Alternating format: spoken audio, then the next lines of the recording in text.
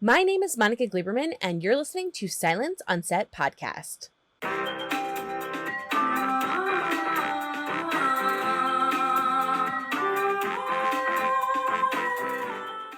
On today's podcast, we're talking to the cast of The Pale Blue Eye. The movie takes place in West Point in 1830. In the early hours of a gray winter morning, a cadet is found dead. But after the body arrives at the morgue, tragedy becomes savage when it's discovered that the young man's heart has been skillfully removed. Fearing irreparable damage to the military academy, its leaders turn to a local detective, Augustus Landor, to solve the murder. Stymied by the cadets' code of silence, Landor enlists the help of one of its own to pursue the case, an eccentric cadet with a disdain for the rigors of the military and a petulance for poetry, a young man named Edgar Allan Poe. Based on the novel by Lewis Bayard, The Pale Blue Eye is directed by Scott Cooper and stars an acclaimed supporting cast. So, to talk about the film, here's Christian Bale and Harry Melling. So great. You guys are so excited because the movie's so good. Thank you very much. I want to start off really quickly with, for you, Christian, I was just talking to Scott and I said, this was 10 years in the making. How did you guys decide when to do it? And he said that he had a conversation with you and he gave a very hilarious kind of mock accent of how you talk and said, you know, now was the time because of your age and because of just certain factors. So I wanted to hear from you kind of why you decided that now was the time for this film to come out. Well, first off, does Scott do any good of an accent? He said, he was like, yeah, we should do it now, mate. No, he just added mate. Mate. I see. Yeah. That's his accent. I think Scott was just waiting, looking at me, waiting to get more wrinkles, more crow's feet, more grey hair, more grey in the beard, and to become just a grumpier git who dislikes people. So clearly that's what he saw in me, and at this moment went, right, you've nailed it now. Let's go. You can play Landor. Yeah, he's like, you don't have to act that much now. Just roll right in. Well, for both of you, these characters in the beginning could not be more different for me. Augustus is very meticulous, very by the book, 1, 2, 3, looking at specific things, whereas Edgar is very all over the place and kind of the wild child and the loner. However, as the film goes on, you guys merge. So I wanted to know for both of you, how is it building that relationship? Because it really depends. This whole movie, no pressure, depends on the relationship between the two of you. And you guys pulled it off so beautifully. So was there anything that you did to make that happen? Oh, thank you. Well, I think they're both outsiders, which was definitely my understanding of it. They're both outsiders, and perhaps that is the thing that draws them together. Certainly from Poe's perspective, he's looking for a sense of home and belonging, because like you said, he is this scattered sort of creature who's performing here and then sort of trying to do something in the military academy over here, trying to write over here. So he's very scattered in terms of how he operates. And I think he constantly is searching for that sense of belonging, that sense of home. And I think he finds it in Landor. And hopefully the relationship that you see in the film is that, this very tender, gentle relationship between these two people that both need something from each other. Yeah. And then for each of your characters, there's secrets that are hidden, right? That you guys kind of have to go through. There's tragedy and just various things. So as an actor, how do you prepare for that when you're reading it? Are there certain things that you do to make sure that that comes across in a very authentic way? So, yeah, you consider it, but mostly, you know, that's the direction. Sometimes, depending on the director's style, giving choices within each take, and then he has those choices in the edit room. Scott tends to be very precise and articulate about what he's after, though. He tends to have the entire picture already fully formed in his mind. And then obviously he's open to pleasant surprises that he'll add, but he knows what he's after. And so, yeah, just, you know, take by take, brick by brick, you figure it out. There's always a nice sense,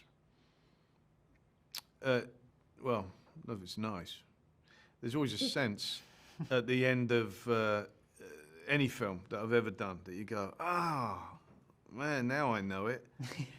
Wish we could go back and start again. I don't know that it would actually be any better of a film at that point, though, because you've already discovered it. There's a nice thing to thinking you know what the film is about, but then truly discovering it as you make it. And I think that's an enjoyable thing to watch and brings life to every scene. Harry, is there anything for you for prep?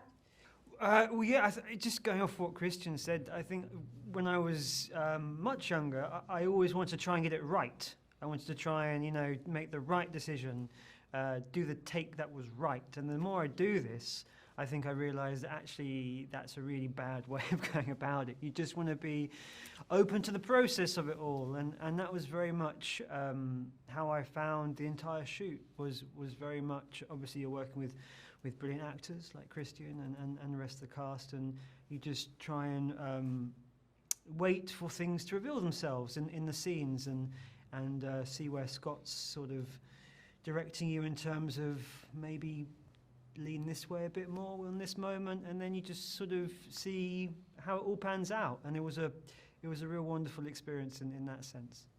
Well, I just want to thank both of you guys. This film is fantastic. The relationship between you two is so beautiful, so well done. I saw nothing coming when I was watching it. And I just think, Christian, I've watched you my whole life. I think you're fantastic. Thank you. Film, Harry, you blew me out of the water. I just, beyond words, and I cannot wait for people to see this. I think this is such a great film, and you guys tell such a great story. And I just want to thank you guys for giving that to us. That's very kind of you. So much. Thank you. Thank you so much. Have a great rest of the day. You too. Up next to talk about the film is writer and director Scott Cooper. I'm so excited to talk with you. I've loved thanks, so many Monica. films. Thank you I'm so so much. excited. Yeah, me too. I wanted Thank to you. ask you, I did some research, so I know that this film has been sitting with you for quite a bit of time. So I wanted to start off with, first of all, how did you get invested in working on this? And now, a decade later, what made now the right time for this film to come out? Well, much like Edgar Allan Poe himself, I spent my formative years in the state of Virginia. I was born there. My father taught English and literature. And after my first film, Crazy Heart, my father just happened to send me the novel, The Pale Blue Eye. He said, it's fascinating that this author, Louis Bayard, has placed young Edgar Allan Poe at the center of a detective story, a genre that he bequeathed to us. I read the novel for pleasure, and I thought, my God, this can make for a really compelling film. This can essentially be an Edgar Allan Poe origin story, that the events that take place in this 2-hour movie really motivated him to become the writer that we all know and love. So I wrote it just after Crazy Heart.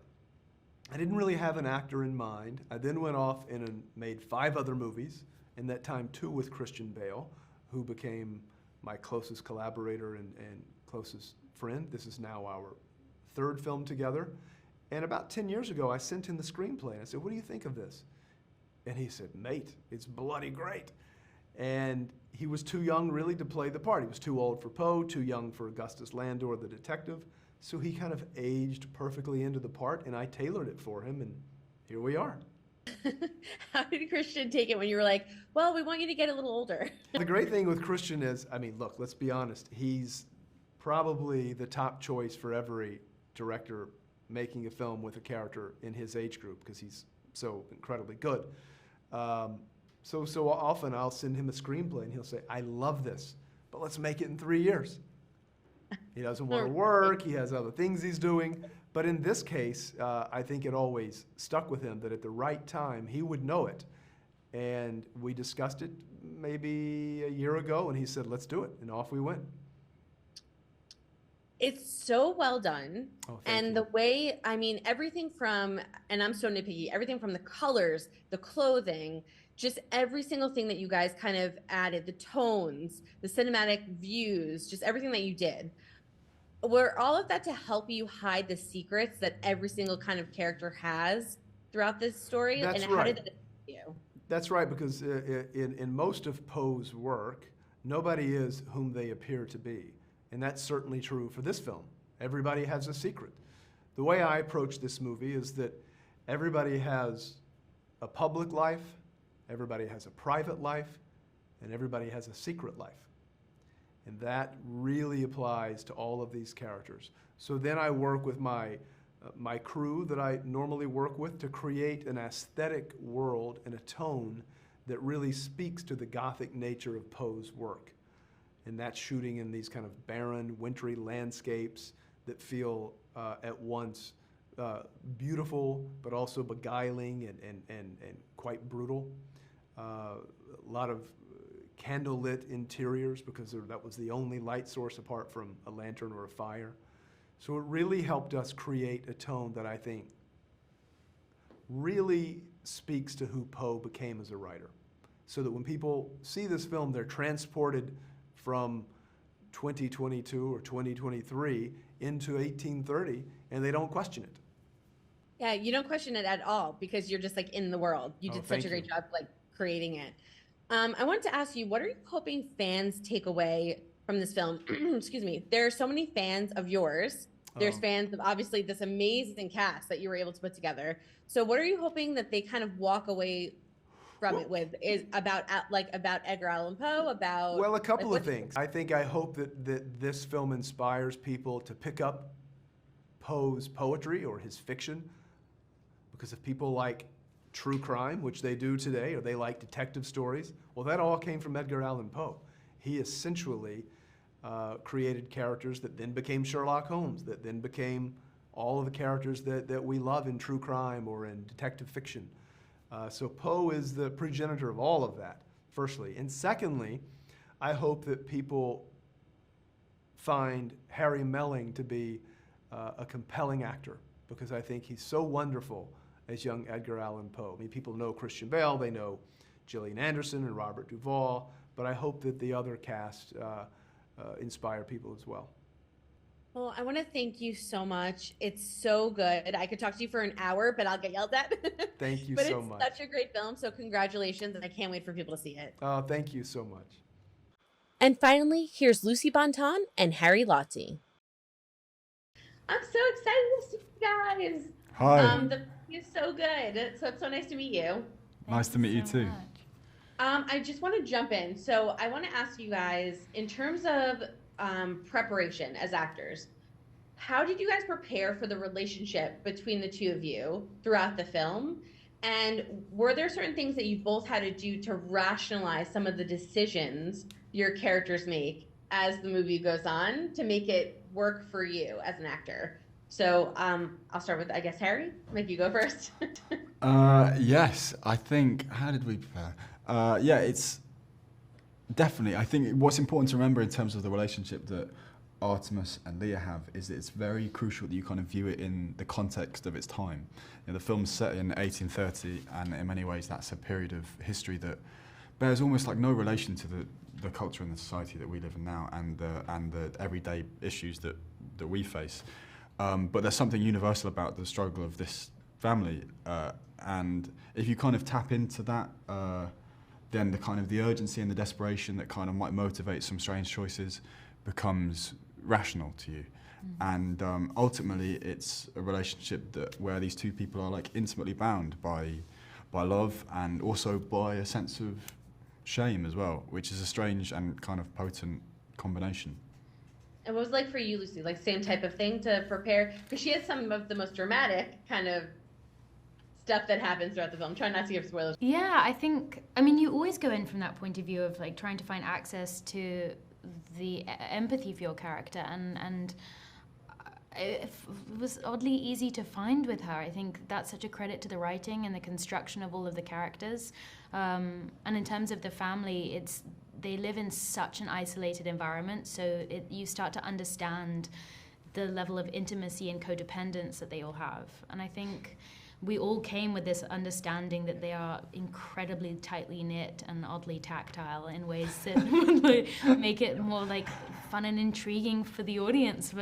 But I don't know that you can justify when, like Harry said, you look at the context of their life and their surroundings, and again, that's how you, I think, access empathy for the characters themselves, where you really understand the context for their actions and understand what drives them, and that starts to unlock the reasons for the way that they behave the way they do. Yeah, I think like both of these characters and the family themselves, like the film takes place at West Point Academy, a very kind of interesting juncture in that institution's history. But this family are like cocooned in that environment. Their father is the resident physician for the academy. Artemis is a cadet. They live on campus. Like it's they're kind of wedded to it in a very kind of dedicated and intimate way. And I think if you're that close to an institution like that is so kind of intent on tradition and on the way in which you present, it's always going to breed a sense of kind of secrecy and always going to deprive a sense of connection to the outside world. And so they're kind of all they have in this mini universe that they live in. And so through that lens, it kind of begins to make sense. And then what was it like for both of you in terms of storytelling? Because when you read the script, the two of your characters, so Leah and Artemis, are both kind of pushing the story forward. A lot of it relies on the two of you, no pressure. But what did you guys, as an actor, when you're reading this script, how do you kind of work that out? Do you block that out? Do you just worry scene to scene? Or are there certain things that you want to make sure that you keep in the film, in your brain as you kind of go through it? I think in this genre, and kind of the horror or horror genre, I think you're invited to be much more aware of the audience's experience of your character and of their arc and the unraveling of the story.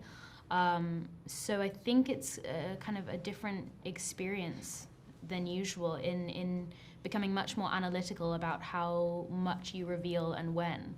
And therefore, I think I usually start from the end in a way and then work back. And then you filter how much information you want to give early on and how much your character is also revealing. I mean, as Harry said, so much about that era and about these characters is about presentation over everything else. And the importance of that. And so you get to play with what your character is presenting versus when they're alone or when they're within the intimacy of their family, who they really are. And that's just so much fun to figure out, I think. Well, I want to thank you guys so much. You did such a great job. It's such a great movie. I cannot wait for everyone to see it. But I'm so excited to talk with both of you because, you guys were unrecognizable. That's how great your performances were. So I just want to say congratulations, and I can't wait for everyone to see it. Thank you very so much. Thank you. Hope you guys enjoyed listening to the cast of The Pale Blue Eye talk about the film and what you can expect when you go see it. It's currently in select theaters now and will be available on Netflix starting January 6th. So make sure you go and check it out. And don't forget to hit the subscribe button so you're updated on all of our latest podcasts, and head over to our YouTube channel, hit subscribe so you're updated on all of our video content.